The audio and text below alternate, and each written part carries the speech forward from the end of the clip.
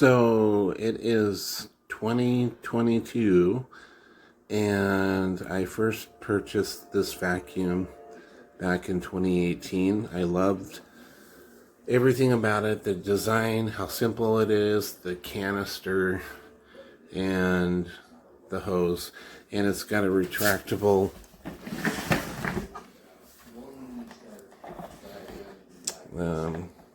cord, so that's pretty awesome.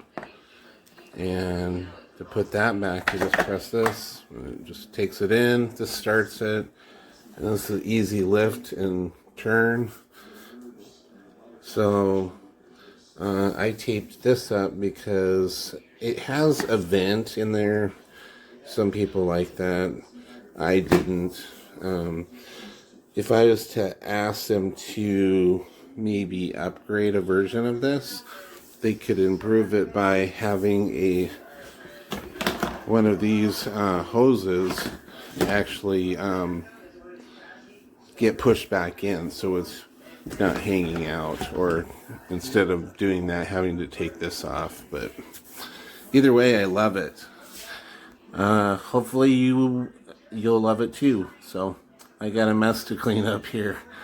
I've been doing some woodworking.